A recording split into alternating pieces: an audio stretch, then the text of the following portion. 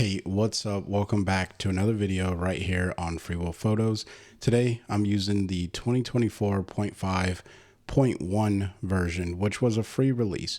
Now, I've already applied the no noise AI, so that way I can just go ahead and get into the editing. What I'm going to do here is just go ahead and hit Brilliance AI, because that is one of the tools that I use so often whenever I'm editing an image. And I think I really want to turn this to a black and white, so I may actually not use Brilliance AI for this particular image, just because I tuned Brilliance AI to work well for my color images. So let's just go ahead and jump over to, actually we're going to come to tone and color, because I think I'm going to want to change the blend mode, or I'm sorry, the camera profile. Just trying to see. Now I like the camera black and white option. This could be fun to start with, but I don't think I want to start with that. Yeah, I don't want to start with that. So let's just go with something like landscape, because I do want this to be more of like a dramatic black and white. You guys know that that's how I roll whenever I do my black and whites. So what I'm going to do is just boost the exposure a little bit here. And we're also going to mess with the midtones. I'm not sure which direction I want to go. Maybe to the left. And I like the highlights in this image, and I think I want to capitalize on those. So I'm just going to pull that over. And let me take a look at our histogram by coming over here to levels. Okay, holding down the J key. We got some clipping going on here, but I don't plan to print this image, so I'm not trying to make it technical. I think what I want to do is push the white point a little bit, maybe even push the black point. Now it's time to jump into the effects and go ahead and drop a black and white adjustment on here. All right, we're just going to go ahead and do it like that. And already I'm liking what I get. I want these really dark skies contrasting against this building and making that really pop in the image. So let's go ahead and really push those blacks over to the left and maybe push the whites over to the right, now that we're looking at the black and white render here of this image. And I love that we get this detail slider, which I think is going to come in handy later down the line in a different tool. We're going to use a different tool. Let's see here. What does brightness do for us? And I'm experimenting here. This is my normal editing workflow. I love experimenting with ON1. It's very forgiving. So if you're ever like, hey, what can I do with an image? Just throw it in ON1 and play around with some of the tools and see what happens. All right. Worst case, you just delete that filter and you keep on moving. So I think that is a good base for the black and white. Now, what I want to do is kind of make it, I don't want to say like fine art, but I do want to make it a little bit more artistic. And I think that's where local adjustments come in handy. So what I'm going to do is just add an adjustment, and I am going to definitely be painting in exposure and maybe even some structure. We'll see how that works out. All right, so I got my brush here, and I need it to be a little bit larger. And I think I'm even going to zoom in just a bit on this image. And what I want to do is enhance the brightness in these areas that may not have a light, but I want to show the light. So I'm just going to go ahead and paint right over this. And it may be subtle at first. And I do have 100% flow and opacity. Yeah, we'll brighten this area up here as well. Brighten this spot up. And I'm even going to hit all of this over here. And it's okay if some of these like darker areas end up getting more light, because that's ultimately what I'm trying to do, is bring more light into these areas that are already being impacted by the light, but I just want to bring it out a little bit more. All right.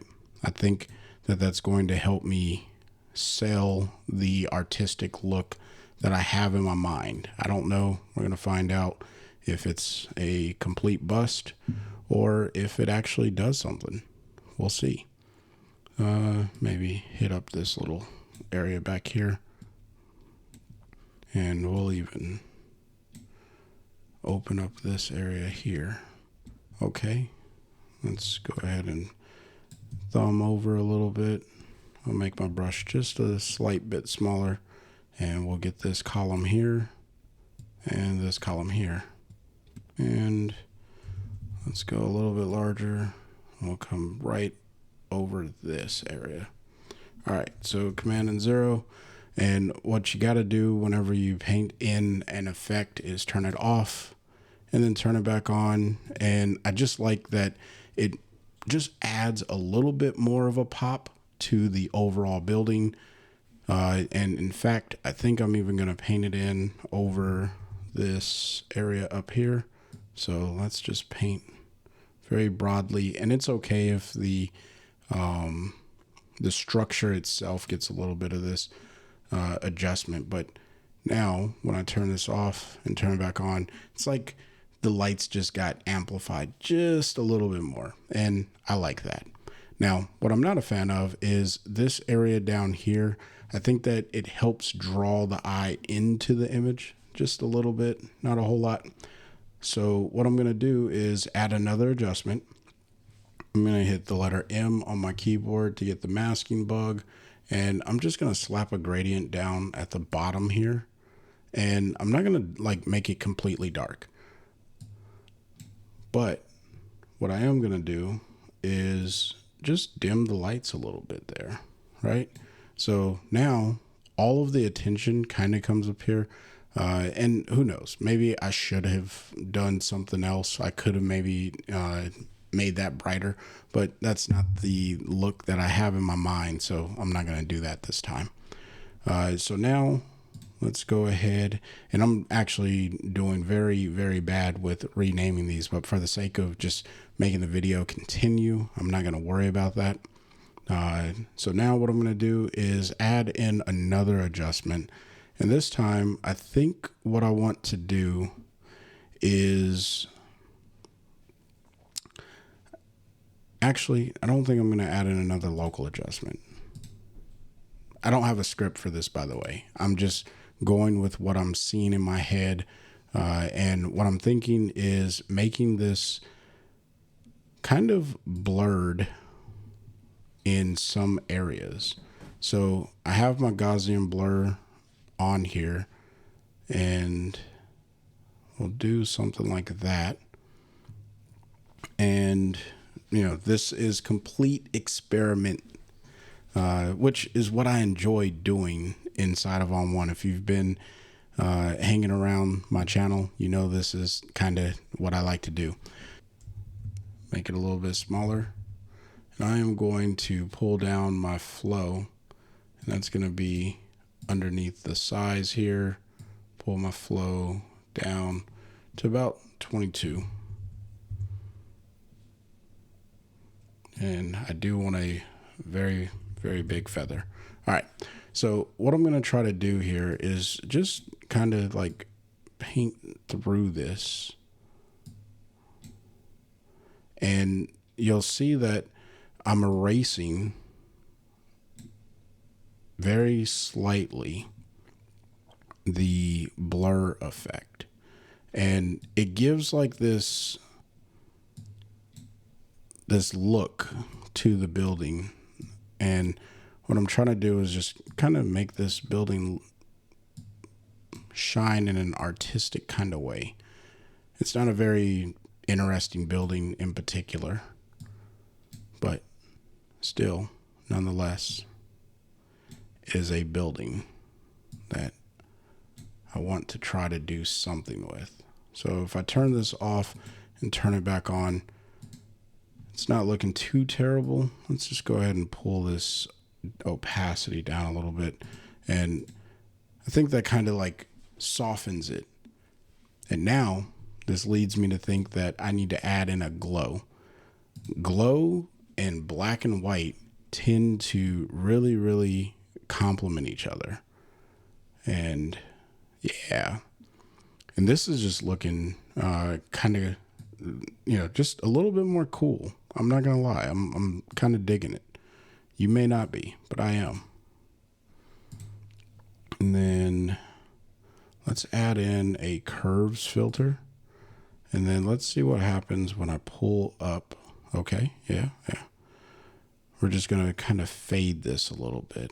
So I'll pull up, add in, maybe not in the deepest areas. Maybe something like that.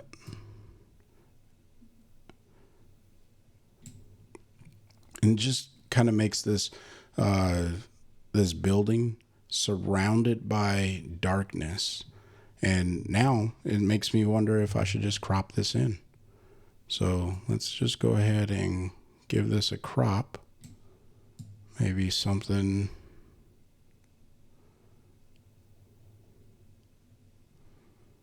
Maybe a square crop. Let's try 1:1. Okay.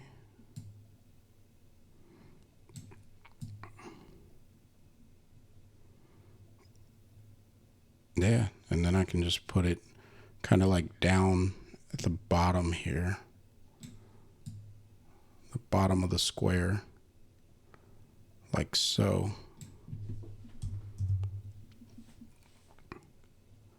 Wow. Yeah, that looks pretty cool. I like the way that that's coming together. And maybe pull this back up. Now I'm wondering if I need the blur. I kind of like it without the blur. What happens if I pull the opacity down? And I think it's just because of the glow that the blur doesn't look as good. Yeah. And, this is just me experimenting. And really, if I turn the blur off and on, I can't really tell a difference. So maybe it is time to get rid of it because I don't really need it. And that's the beauty of working in ON1 with all of these effects. You can just delete them as you don't need them anymore, or when you don't need them. And then what I'm going to do is come over to add filter, and let's go ahead and throw in some film grain. And I kind of want to just like make this really, really gritty. So let's go maybe a 400. Let's see what happens. And I'll make the size a little bit larger.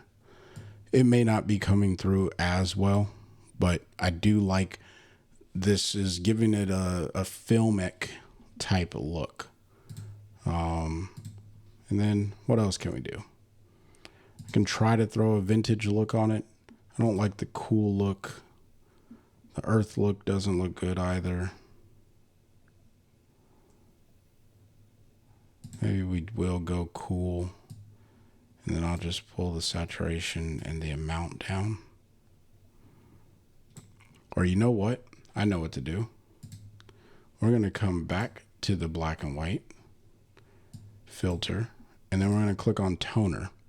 And this is one of those parts of the filter that I don't think, people explore enough inside of the black and white filter is the toner section. And there's some really cool options available in here. And there's one that is called Selenium. And I really enjoy the Selenium looks. They're kind of like silver purplish. And really, you just get these two colors here. And as you can see, it's only pushing this purple. And it pushes, like if I pull it all the way up, you can really see what's happening there.